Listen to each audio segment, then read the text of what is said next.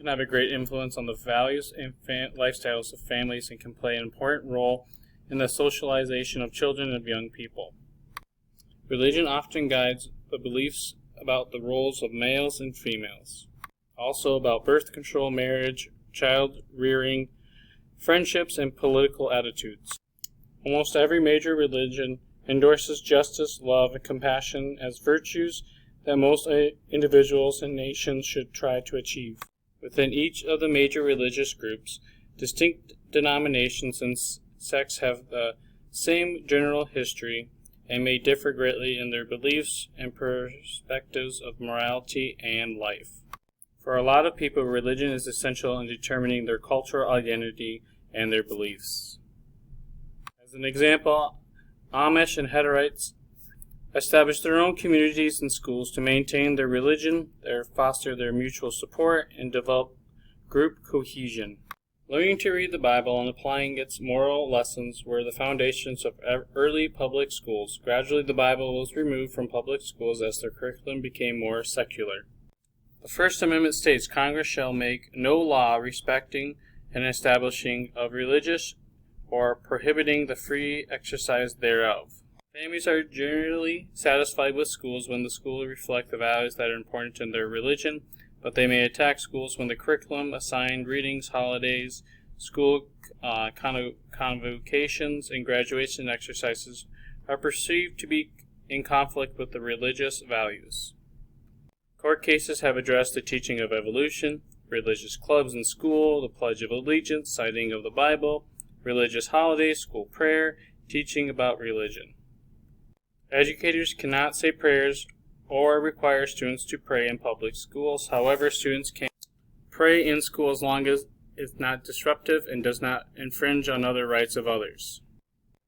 Teachers can teach about religion but not promote a religion or talk poorly about other religious groups and believers.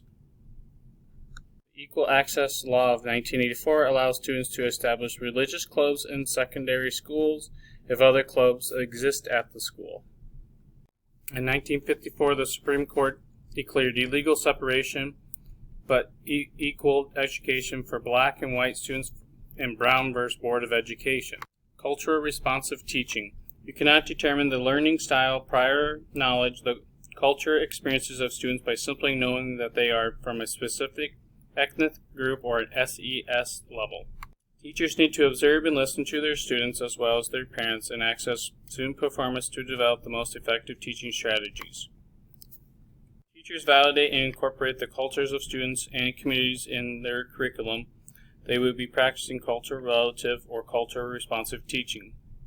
With this, students begin to feel that the teachers care about them and their learning. Culturally responsive curriculum reflects the reality of our multicultural world rather than only the piece of it that belongs in our own culture.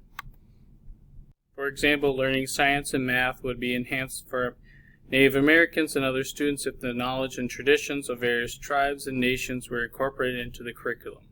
Validating student voices. In multicultural education, all participants have a voice. Teachers do not dominate the dialogue. All students, especially students of color and low-income families and students with disabilities, English language learners, may think that teachers are not interested in them, their cultures, or their perspectives when they are seldom asked to respond in class. Their opinions are never requested, and they are never assigned to lead a group. Respect for differences is the key in affirming students' voice.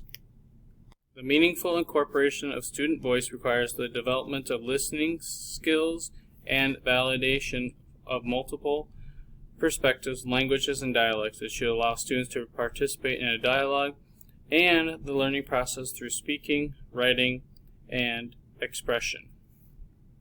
Ensuring equality. Schools and educators should question whether their policies and practices are equitable.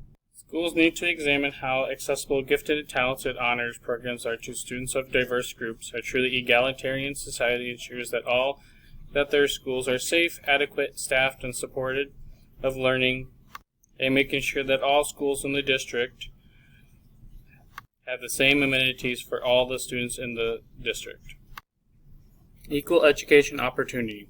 offers equal educational opportunities which should provide all students, regardless of their backgrounds, with similar opportunities to learn and benefit from schooling. In a perfect world, it would look like high-quality teachers, small classes, up-to-date technology, college preparatory classes, buildings that support learning, and safe environments, but in reality, most equal education opportunity programs have been designed to overcome educational deficiencies of underserved students by providing competence. Caring and fairness are two qualities that students praise when describing successful teachers.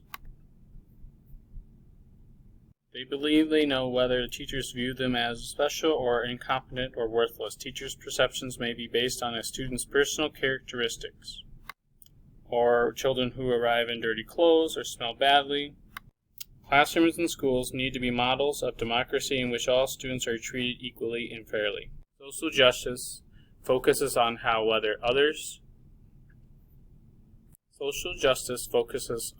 we help others who are less advantaged than we are. A theory of social justice suggests that school systems give those students with fewer advantages the most advantages in their education and schooling to begin to ensure an equal and fair playing field. The goal might be to use the best funded and most successful schools as the norm for all schools, with the least advantages receiving the greatest resources for education.